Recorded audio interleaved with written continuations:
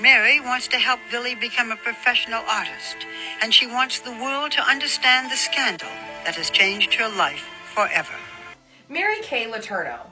The perfect example of why archaic statistics should be re-examined, because a lot of them are being done based on male patterns and they never even thought about little LLS. So I've seen a lot of really concerning comments lately that prompts us to have the conversation of, yes, a woman can do that, and no adult should be trying to gain private access to your children. Women can be unsafe too, and I know some people are like, well, duh. Some people really, they don't get it. She grew up in the affluent coastal town of Corona del Mar, in an exclusive neighborhood called Spyglass Hill. Mary's childhood was every little girl's dream. Anybody looking into her life would think that she had it all. She had a privileged upbringing, she had a powerful father, but of course if you look a little deeper, that's not what it was. A lot of people of a certain age will remember Mary Kay Letourneau, but not a lot of people seem to remember her father.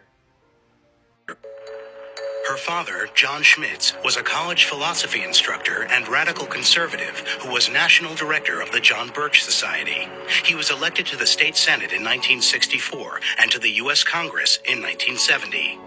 How do you characterize the position taken here by most of these senators and members of the House? Is it soft? Soft. That's why we walked out. I said so. It's too soft for us. Those were my words. But, sir, these are the most conservative people in the Senate. Are you saying they're soft on communism? I'm afraid when these are the most conservative people in the Senate, then we're in a sad shape indeed. In 1972, Schmitz ran for president on the American Party ticket, the political party started by supporters of George Wallace. Mabel's typing right now, are you making fun of him because of his political beliefs? No, we're not done yet. There's much more. After his failed presidential bid in 1972, John Schmitz returned to the California State Senate and continued to teach at Santa Ana College.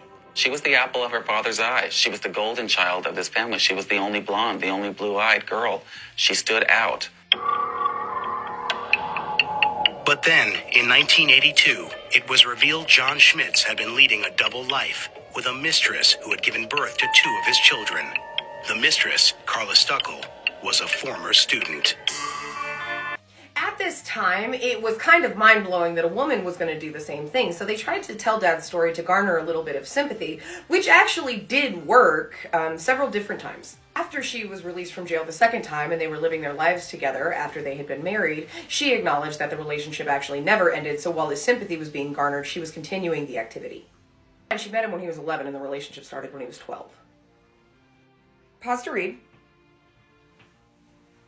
So, despite what people have recently said, like 3%, it's closer to 15 to 20%. Next part.